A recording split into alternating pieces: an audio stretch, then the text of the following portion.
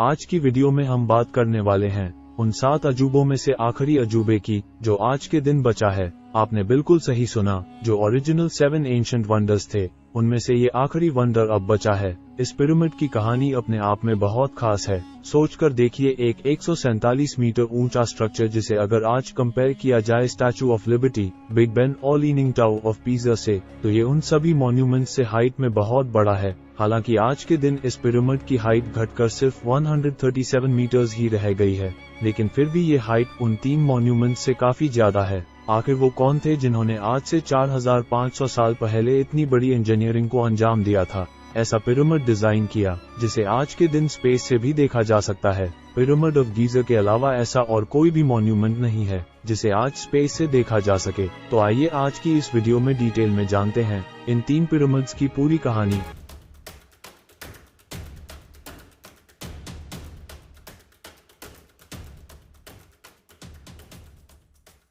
Pyramids of Giza की पूरी story जानने के लिए हमें 4500 साल पीछे जाना होगा।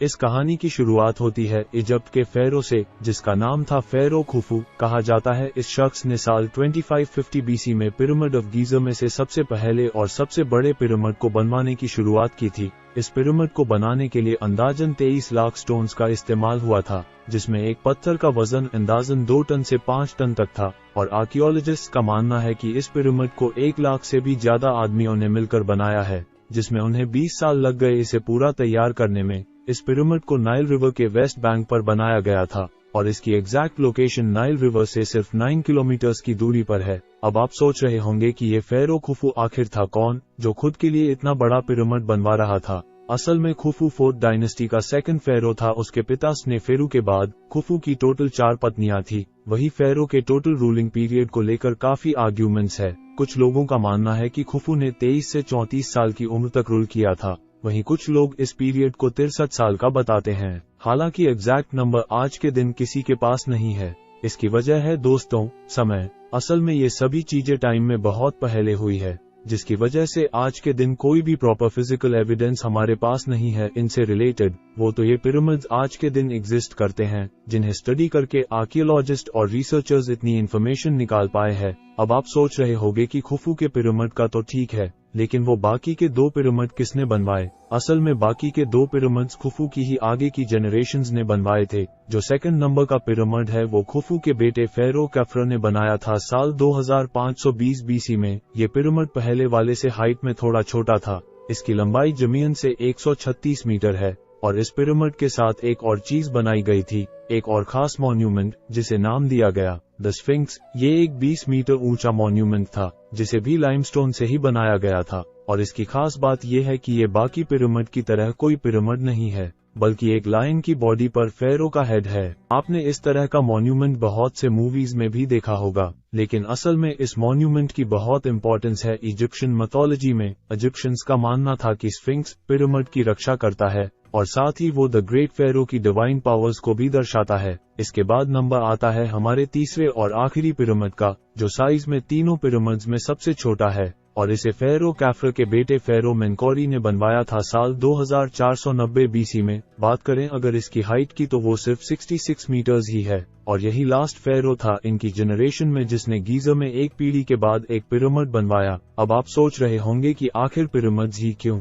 आखिर इन्हें बनाने के पीछे मकसद क्या था? आखिर इनसे होता क्या था? तो इसका जवाब छुपा है इजिप्शियंस के बिलीफ में। इजिप्ट में रहने वाले लोग आफ्टर लाइफ में बहुत स्ट्रांगली बिलीव करते थे। उनका मानना था कि मरने के बाद भी एक जिंदगी होती है। डेथ यहाँ एंड नहीं बल्कि एक न्यू स्टार्टिंग है आफ्टर लाइफ की। इसी आफ्टर लाइफ में अच्छे से जीने के लिए इस तरह के पिरामिड्स बनाए जाते थे, जिसमें किसी भी फेरो या किंग के मरने के बाद उनके टूम रखे जाते थे। उस किंग की बॉडी के अलावा उसमें बहुत से प्रेशियस आइटम्स भी रखे जाते थे, जैसे कि गोल्ड की ज्वेलरी, कुछ बर्तन खासकर की डेली नीड आइटम्स जैसे कोम, पॉट्स। इसके अलावा फेरोज के स्लेव्स को भी बहुत बार उन्हीं के साथ ही दफनाया जाता था। बात करें अगर पिरामिड्स के शेप की, तो उसको लेकर कोई खास कारण नहीं मिलता है हमें। साइंटिस्ट्स का मानना है कि इस तरह के बड़े मॉन्यूमेंट को बनाने के लिए उस समय ये सबसे बेस्ट शेप था, क्योंकि जो वजन था वो सबसे ज्यादा पिरामिड के निचले हिस्से में था और जैसे जैसे आप ऊपर जाते हो वैसे वैसे वजन कम होता है। अब इसे इजिप्शियन लोगों की कमाल की इंजीनियरिंग भी कहा जा सकता है। और जब इन पिरामिड्स के इंजीनियरिंग की बात आई है तो हम पास्ट से वापस प्रेजेंट में आ जाते हैं। पिरामिड्स के प्रेजेंट स्ट्रक्चर के लिए आप खुद ही सोचिए, एक मॉन्यूमेंट जो करीबन 4500 साल से वैसे का वैसा खड़ा है, बल्कि उसी समय के बाकी मॉन्यूमेंट्स काफी हद तक डिस्ट्रॉय हो चुके हैं। आखिर इजिप्शियंस के पास ऐसी कौन सी टेक्नोलॉजी थी जिसके वजह से उनके पिरामिड्स आज भी सही सलामत अपने शेप में है। ये तीनों पिरामिड्स इजिप्ट के एक शहर गीजा में है, जो एक रेतीला एरिया है। यहाँ का क्लाइमेट काफी गर्म है, मगर उसके बावजूद पिरामिड के अंदर का नॉर्मल टेम्परेचर हमेशा 20 डिग्री सेल्सियस ही होता है। बाहर चाहे कैसा भी मौसम क्यों ना हो, इन पिरामिड के अंदर के टेम्परेचर में कोई फर्क नहीं आता, जिसका कारण शायद छुपा है इसमें इस्तेमाल हुए पत्थर में। पिरामिड ऑफ गीजा को मेनली 3 अलग अलग टाइप के पत्थरों से मिलाकर बनाया गया है, जिसमें सबसे कॉमन स्टोन है लाइमस्टोन, जिसे हम चूना पत्थर भी कहते हैं। इसके अलावा ग्रेनाइट और मोर्टर का भी इस्तेमाल किया गया इसे बनाने के लिए। ये तीनों पिरामिड्स एक ही लाइन में सिचुएटेड है,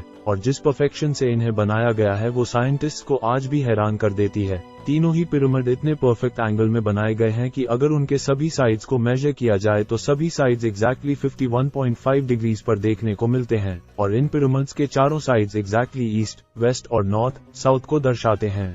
आखिर ये कैसे मुमकिन था कि बिना किसी मॉडर्न टेक्नोलॉजी और गैजेट्स के इतनी परफेक्शन कोई 4500 साल पहले अचीव कर सकता है? हालांकि साइंटिस्ट्स का आज के दिन ये मानना है कि एंशिएंट इजिप्शियंस ने स्टार्स और प्लैनेट्स की मदद से सही लोकेशन का पता लगाया होगा और उसी के हिसाब से पिरामिड्स का कंस्ट्रक्शन स्टार्ट करवाया होगा। इसके अलावा इन पिरामिड्स के बारे में एक और खास बात थी। जब इन पिरामिड्स को बनाया गया था उस समय, तब इन्हें एक व्हाइट लाइमस्टोन की लेयर से पूरा कवर किया गया था और उसे इतना ज्यादा पॉलिश किया गया था कि वो पिरामिड सन की रेस को रिफ्लेक्ट करते थे। इसे आप किसी तरह का मिरर ही समझ सकते हैं, मानो पिरामिड पर किसी तरह के मिरर ही लगाए थे जो उन पर गिरने वाली सन की रोशनी को सीधा रिफ्लेक्ट करते थे। अब ये भी एक कमाल की इजिप्शियन कला ही थी, जिससे उन्होंने लाइमस्टोन से एक मिरर जैसा टेक्सचर बना दिया। हालांकि आज के दिन ये लेयर पिरामिड से हट गई है, क्योंकि जाहिर सी बात है कोई भी कोटिंग इतने लंबे समय तक किसी भी स्ट्रक्चर पर नहीं रह सकती, खासकर कि किसी डेजर्ट वाले इलाके में जहां तेज हवाएं चलती हो और ज्यादातर समय तेज धूप हो।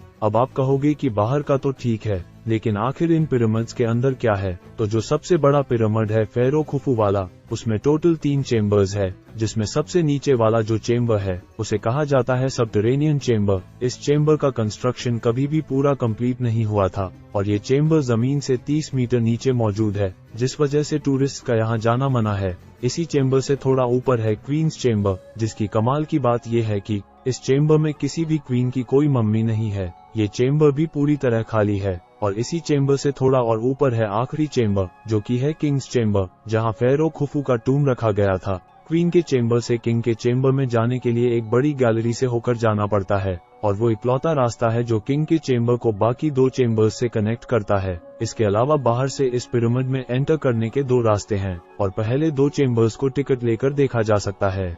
लेकिन किसी भी इंसान को इन पिरामिड्स के ऊपर चढ़ना अलाउ नहीं है। अगर कोई ऐसा करते हुए पकड़ा जाता है तो उसे जेल जाना पड़ सकता है। अब ये तो हो गई मेन पिरामिड की बात। अगर बात की जाए उन बाकी बचे 2 पिरामिड्स की, तो उनमें सिर्फ एक ही चेम्बर है जहां उन्हें बनवाने वाले फेरोज के टूम्स को रखा गया है। ये सभी चीजें सुनकर हम सभी के दिमाग में एक ही सवाल आता है कि आखिर कोई इंसान इतनी कमाल की इंजीनियरिंग को कैसे अंजाम दे सकता है, वो भी उस समय जब कोई टेक्नोलॉजी ही नहीं थी, ना ही कोई इक्विपमेंट्स हुआ करते थे। इन्हीं रीजंस की वजह से कुछ लोगों का तो ये भी मानना है कि इन पिरामिड्स को किसी इंसान ने नहीं बनाया, बल्कि इन्हें एलियंस ने बनाया है। जी हाँ, आपने बिल्कुल सही सुना। ऐसे बहुत से आर्टिकल्स और लोग हैं जो ये दावा करते हैं कि इन पिरामिड्स को एलियंस ने बनवाया है। वो अलग अलग कहानियां बनाते हैं और उन कहानियों को पिरामिड से जोड़ते हैं और एक्सपेक्ट करते हैं कि लोग भी इनमें विश्वास करें। अब आप खुद भी सोच कर देखिए, अगर आपको पता चले कि ये पिरामिड्स तो किसी इंसान ने नहीं बल्कि एलियन ने बनाया है, ऐसी खबर सुनने पर आपके अंदर और भी ज्यादा क्यूरियोसिटी जागती है इनके बारे में जानने के लिए। एक बहुत फेमस कॉन्स्पिरेसी थियरी के बारे में आप सभी ने सुना ही होगा कि ये जो पिरामिड्स है वो एलियंस ने हम इंसानों से कांटेक्ट करने के लिए बनाए हैं। ये पिरामिड एलियंस से कांटेक्ट करने का एक जरिया है। लेकिन अगर हम फैक्ट्स और एंशिएंट टेक्स्ट को अगर ध्यान से समझे तो हमें पता चलता है कि ये सभी थियरीज जो एलियंस से जुड़ी है वो सरासर झूठ है। ऐसा कोई भी फिजिकल एविडेंस नहीं मिलता है आज के दिन जो प्रूफ कर सके कि इन पिरामिड्स को एलियंस ने बनाया है। तो अब सवाल आता है कि आखिर इंसान ने कैसे इन पिरामिड्स को बना लिया, आखिर ये पॉसिबल कैसे था। लेकिन सच तो यही है कि इन पिरामिड्स को इजिप्शियंस ने ही बनाया है। इन पिरामिड्स के कंस्ट्रक्शन को लेकर भी बहुत सी अलग अलग थ्योरीज है। अलग अलग रिसर्चर्स अपनी अलग अलग थ्योरीज बताते हैं। सबके पास अपना कोई कारण है इनके कंस्ट्रक्शन को लेकर, इसीलिए हम इस वीडियो में पिरामिड के कंस्ट्रक्शन को नहीं डिस्कस करेंगे, वरना ये वीडियो बहुत ज्यादा लंबी हो जाएगी। हालांकि नेक्स्ट वीडियो में हम आपके लिए इन पिरामिड्स के कंस्ट्रक्शन को एकदम डिटेल में लेकर आएंगे। तो इस वीडियो के लिए बस इतना ही रखते हैं। वी होप आपको ये वीडियो पसंद आई होगी। मिलते हैं नेक्स्ट पार्ट में। Till then good bye.